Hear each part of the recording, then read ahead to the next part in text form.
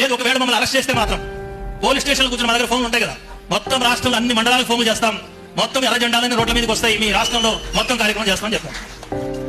ఇది ప్రెస్ వాళ్ళు వెంటనే టీవీలో స్కోరింగ్ చేశారు. ముఖ్యమంత్రి గారి దృష్టికి పోయింది. అరగంటలో మా బస్సు వికారాబాద్ దగ్గరికి పోయే లోపు నాకు ఫోన్ వచ్చింది ముఖ్యమంత్రి ఆఫీస్ నుంచి, వికారాబాద్ ఎస్పీ నుంచి. ఏమనంటే తమిళనాడు గారు మిమ్మల్ని అడ్డుకోవట్లేదు, మీకు పర్మిషన్ ఇస్తున్నాం, మీరు ఊళ్ళలో పోండి, అందరిని కలుసుకోండి, అందరితో మాట్లాడండి. ఇది ఎర్ర జెండా సాధించిన విజయం.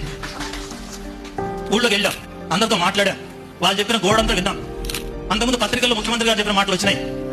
మేము తీసుకుంటున్న 3,000 ఎకరాల భూముల్లో పంట పండే భూములు కాదవి, తొండలు గుడ్లు పెట్టే భూములు, అందుకే మేము ఫ్యాక్టరీలు పెడుతున్నాం అని చెప్పి ప్రకటనలు ఇచ్చాడు ఆయన. అది అబద్ధం. మేము స్వయంగా చూసాం, ఆ రోడ్లని తిరిగాం, పంటలు తిరిగాం. 2 పంటలు పండే సుక్షేత్రమైన మాగాణీలు ఉన్నాయి. అక్కడ బోర్లు పెట్టి వ్యవసాయం చేస్తున్న భూములు ఉన్నాయి, డ్రిప్ ఇరిగేషన్ పెట్టి పంటలు పండిస్తున్న భూములు ఉన్నాయి. అక్కడ లంబాడి తండాలు అయినప్పటికీ పక్కా బిల్డింగ్లు ఉన్నాయి, అంత స్థితిమంతులు ఉన్నారు రైతులు.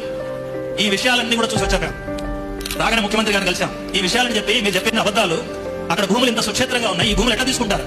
2013లో పార్లమెంట్ చేసిన చట్టం ప్రకారం గవర్నమెంట్ ఫ్యాక్టరీ కోసం తీసుకున్నా, నీటిపారుదల ప్రాజెక్ట్ కోసం తీసుకున్నా ఏ పంట పండని భూములు తీసుకోవాలి, తప్పనిసరి రైతుల భూమి తీసుకోవాల్సి వస్తే ఆ మార్కెట్ రేటుకు 4 రెట్లు కట్టివ్వాలి. మార్కెట్లో 50 లక్షల ఎకరం ఉంటే 2 కోట్లు కట్టివ్వాలి ఎకరానికి. అది చట్టం, పార్లమెంట్ లో ఆమోదించిన చట్టం.